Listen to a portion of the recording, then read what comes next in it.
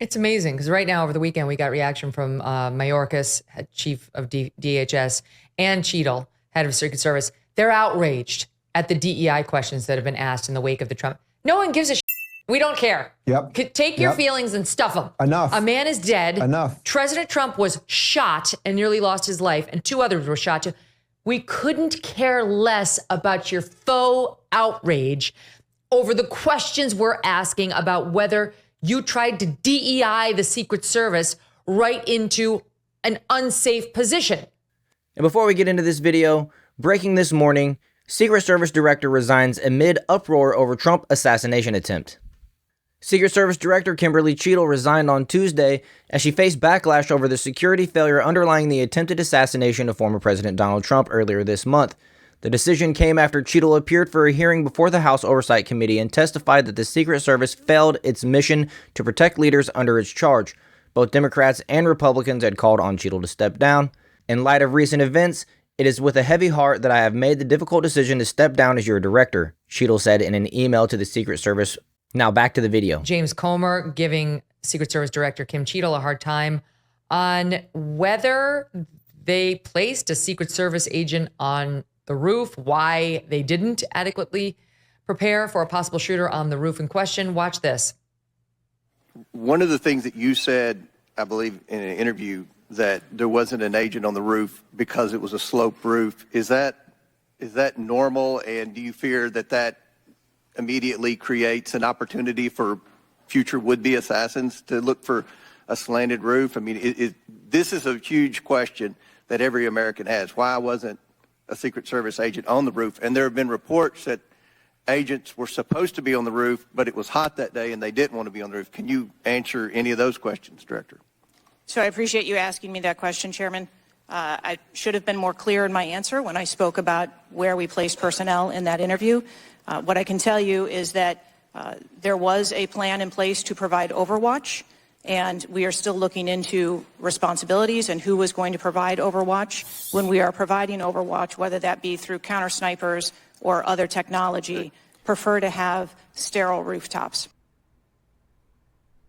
Now they need to be sterile, not just non-sloped. But it's ridiculous, Dave, that here we are, well, I guess it's 8 days after the fact, 9 days after the fact, and she still can't answer exactly who made the call to put it outside the security perimeter and who made the call not to station an actual Secret Service agent there and who made the call once that was decided not to have eyes on the local law enforcement to make sure they had the roof covered, not from inside the building. Megyn, I got to tell you, I am highly caffeinated today, and in light of the events of the last 8 days, I am going to pull no punches on the Megyn Kelley show today. She has to step down right now. If she had any honor, she would be stepping down in the middle of this hearing. I don't know what she just said right there, but it's completely irrelevant. This rooftop that we're talking about was not an A-frame rooftop like on a barn where you actually might need some ropes and things to stay up there. Anyone could stand on this rooftop. There's the meme going around of a cow on a slightly inclined rooftop right now. This is complete absurdity. We don't know the level that DEI fully played in this in terms of whether she actually got the job because of DEI or the agents that were there with Trump, or whether people have been trained properly, completely outside of DEI and everything else. As I sit in this chair now, of making sure that we need to attract diverse candidates and ensure that we are developing and giving opportunities to everybody in our workforce, and particularly women. But this is a cataclysmic failure, and the problem that we are having across society at almost every level right now is that no one takes responsibility for anything, no matter what happens, whether it's COVID related, whether it's an assassination attempt related or anything else. No one says, you know what, that was my responsibility and I have to step down.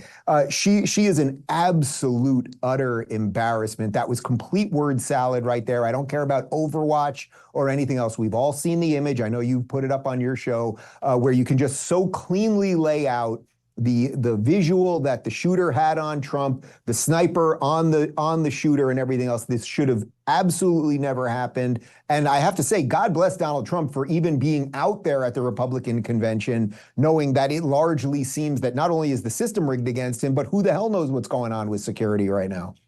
It's amazing because right now over the weekend, we got reaction from Mayorkas, head chief of DHS, and Cheatle, head of Secret Service. They're outraged at the DEI questions that have been asked in the wake of the Trump. No one gives a shit. We don't care. Yep. Take your feelings and stuff them. Enough. A man is dead. Enough. President Trump was shot and nearly lost his life, and 2 others were shot too.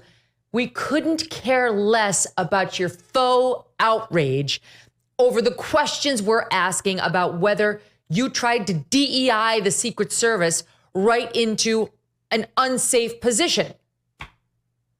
Megyn, the truth of the matter is that outside of DEI, it is fairly obvious that over the last, say, 2-3 decades, the United States government is no longer getting the best of the best to work for it, whether that's the literal office of the presidency or in the administration or basically across the institutions. But then when you add a dash of DEI to it, you are going to degrade all of the institutions further. So if there was even 1% chance that the people in charge of protecting the president, be they the snipers or the Secret Service agents who are quite literally 2 feet in front of him during all of this or anything else. Or Kim if there's Cheatle. a 1%, or the Secret Service director herself, if there's a 1% chance that that person is not the best of the best, because instead of focusing on what the job is, what the resume should look like to have a position like that, versus, they are of this gender or this sexuality, then the whole thing's got to go. And Megyn, our friend Peter Boghossian often points out that once wokeness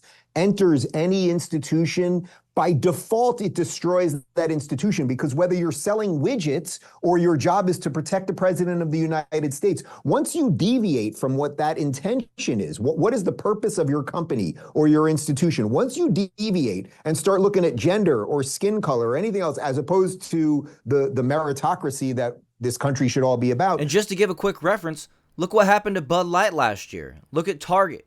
The majority of the American people, in my opinion, are anti-woke. They don't want this in our businesses. They don't want this in the places that we shop. They don't want this in the places that we work. You will destroy the product. So seeing Cheatle up there with this word salad and listening to the endless excuses is not surprising. I would say it's not a bug. It's a feature of the system that they've created.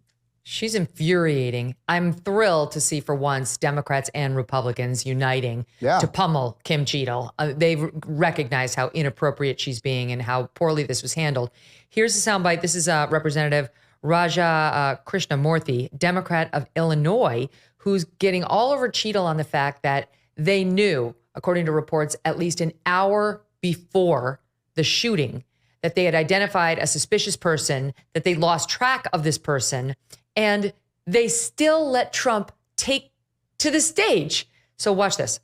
NBC reported that at 5:51 p.m., 20 minutes before the shooting began, the state police informed the Secret Service of their concern. Now, the rally was not paused at that point, correct? No. And according to NBC, just 2 minutes later, at 5:53 p.m., the Secret Service notified its snipers about the gunman. The rally wasn't paused at that point either, correct? No. Let me show you some video footage. The guy's on the roof and everybody's yelling at him. Yes. And directing the officer's attention to him. The rally was not paused at that point, correct? We are currently still combing through communications and when communications were passed. Well, I can point you to this communication. It's 2 minutes before the shots started ringing out. Director Cheatle, yes or no? Was there ever a moment where the Secret Service actually considered pausing the rally? The Secret Service would have paused the rally had they known or been So the told answer is there no. was an actual threat. The answer is no. Correct? I can speak to you in generalities. No, I don't want generalities. I want all specifics. Who's she saving the big answers for? She works for us. Right.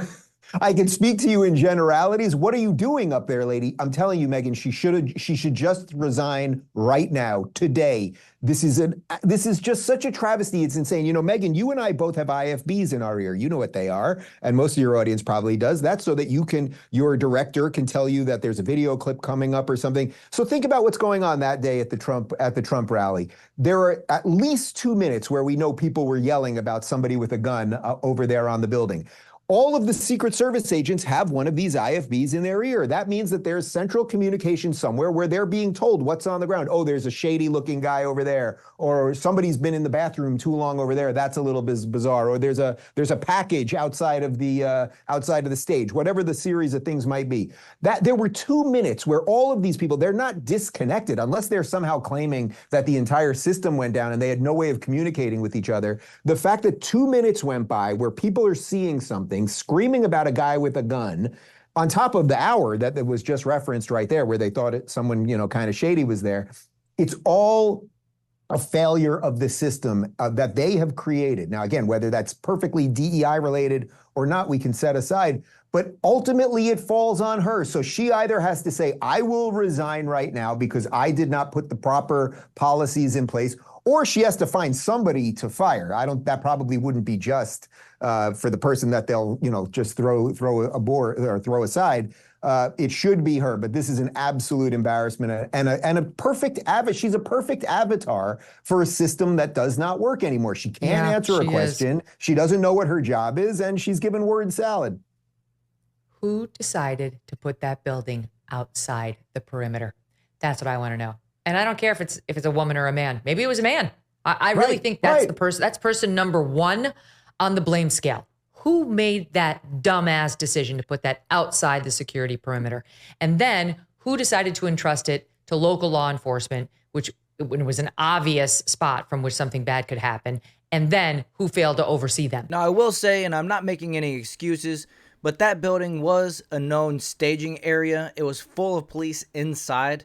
In addition to the fact that the snipers on top of that roof were too hot and either ordered to stand down or offered by somebody on a radio, say, hey, why don't you guys come down and get yourself a drink of water, which doesn't make a whole lot of sense to me because you can just throw water bottles up and solve that problem right there. But I don't know, just wondering, right? All those questions remain unanswered. In the meantime, we know the Secret Service is misleading us because I mentioned it earlier, but they'd been saying in response to Susan Crabtree of Real Clear Politics and Dan Bongino saying Trump's team had been asking for additional resources to protect him as he got closer and closer to the nomination and the threat levels were going up, not at this particular event, but in general prior to and at other events. And over he was denied resources. Now, some I can understand. Some they said, oh, he's going to a massive sporting event as a VIP attendee. And they were like, we're not going to mag the entire stadium. Right. You're going, that I get, that's reasonable. That's all our tax dollars. They have to draw limits somewhere, especially on a former president. But not providing appropriate magnetometers or resources to make sure we had enough sniper coverage of outdoor rallies, which President Trump does all the time. He's both a former president and the nominee for the GOP. That makes no sense. And they came out and viciously attacked both of those reports. And now we know they were true. And here is Jim Jordan hammering Director Cheatle on those denials. SOT 17. Secret Service spokesman Anthony Guglielmi said, quote, the assertion that a member of the former president's security team requested additional security resources that the U.S. Secret Service or the Department of Homeland Security rebuffed is absolutely false. The next day, Secretary Mayorkas said that is an unequivocally false assertion. We had not received any request for additional security measures that were rebuffed. But 5 days later, the Washington Post said this. Top officials repeatedly rejected requests from Donald Trump's security detail for more personnel. So which is it? Because both statements can't be true. Were you guessing or lying when you said you didn't turn down requests from President Trump's detail? Neither, sir, and I appreciate the question. Well, what were you doing? Because those statements don't jive.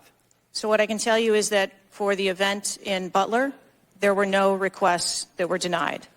As far as requests... Well, maybe they got tired of asking. Maybe you turned them down so darn much, they said, Not worth asking. A denial of a request does not equal a vulnerability. That's a new story. The reports were not that they asked for resources for Butler. The reports were that Secret Service had she had repeatedly turned down additional resources begged for by the Trump campaign. Now she's trying to weasel and change the nature of the Trump campaign's requests. Megyn, let me tell you, I don't know if I'm even allowed to tell this story publicly, but I think in light of everything that's going on, I think it warrants telling. I happened to do an event by total coincidence with Robert F. Kennedy Jr. probably about 8 months ago in Los Angeles, when his house that day happened to be broken into. And I was standing backstage at the event with him when one of his aides said, "Your house got broken into. Somebody scaled the fence." And his quote, and then I'll leave it at that, he said, "Again?" And then that's where I'll leave it. But that is the level of insanity that we are dealing with right now. Somebody with the Kennedy last name, and we don't have to go into all of the things that have happened to his, family members over the years, is not getting the protection they deserve. Now I suppose they are post the Trump assassination attempt. And then exactly, you're making the perfectly right point. This has nothing to do with the event, the security of the event that day. And as I announced at the beginning of this video, the director of the Secret Service has stepped down. Finally, it took her too long, probably because she needed to delete some stuff and get rid of some evidence before she backed out. A great conversation there between Dave Rubin and Megyn Kelley. Hope you guys enjoyed it. If you did, make sure you hit that like button and subscribe to the channel, and I'll see you guys in the next video.